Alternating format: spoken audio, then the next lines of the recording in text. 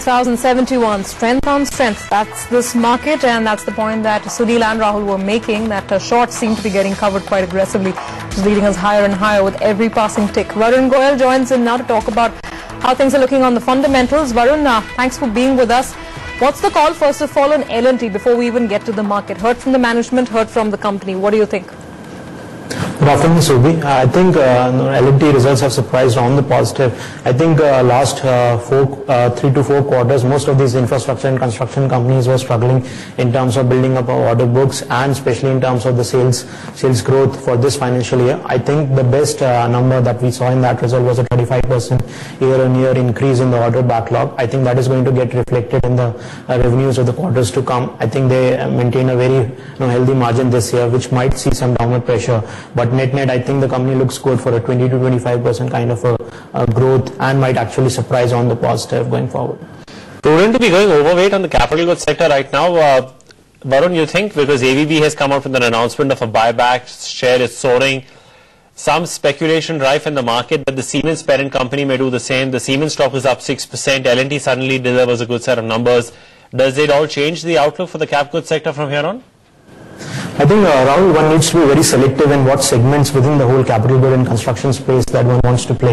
I think as far as ABB, Siemens, Areva and all those transmission and distribution and component companies are concerned, they've had a very bad last year, and still if you look at the numbers which continue to come out, they have been very disappointing. If you look at their order growth, the outlook still continues to be very weak. One, because the export orders are not coming in. Second, even in terms of Indian orders, there has been a slack in terms of order inflow from PGCIL and other such companies. So I would not be very positive as far as these transmission and distribution companies are concerned.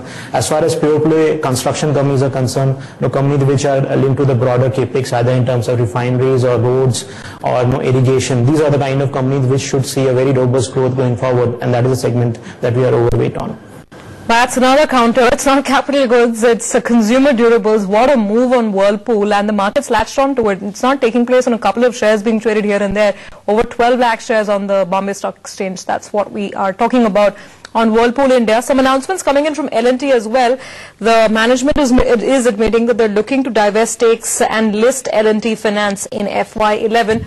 It's something that the market knows, is waiting for, perhaps just looking for a specific date and time now to see that happen. L&T Finance going in with its own listing, bit of value unlocking that should show L&T shareholders as well. We're going to break down those numbers for you and get some more details. Just a quick wrap up if in case you've missed the headlines so far. 27% up on the sales front.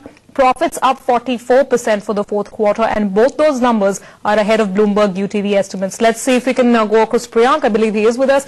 Priyank, break those numbers down. Tell us what is it that has... Quickly touch base with Varun. We haven't asked him what he's made of the market, so let's get that out of the way.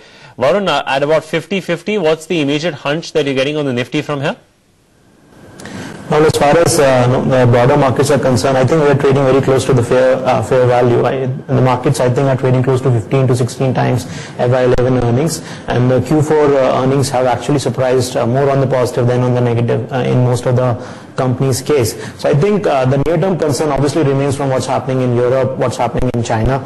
I think one needs to have a very close look at what's happening in China, because that market is now trading at 11 times many of our earnings, and we are almost 40% expensive as compared to that market. And of course, there is a clear risk aversion trade that continues to play with people moving out of all risky assets and moving towards the dollar. So I think in the short term we might see some turbulence because of global markets, and the markets do tend to overshoot the fundamentals on both sides. So it may so happen that we might fall another 5-10%, but that would be a big opportunity to buy in Indian markets. Okay, so looking at the index, where L&T is now notching up a 6% gain for itself.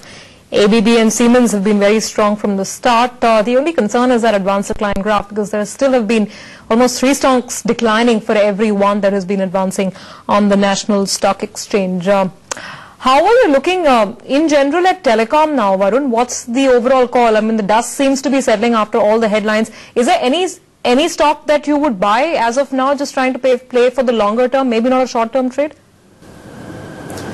Well, Well, I think the telecom space is still 4 to 6 quarters away from consolidation and growth in earnings. I think with the 3G auction liability expected to cross more than 60,000 crores, that would be a big investment from these companies, and that would actually depress their EPS for next, I think, couple of years. Again, as far as the competition is concerned, things even seem to be getting worse. I think we might see a stage where voice actually becomes free, and the only thing that these companies charge for is data and value-added services. So we would tend to stay away from the space as a whole at this point of time. Okay, let's address the stock of GAIL meanwhile.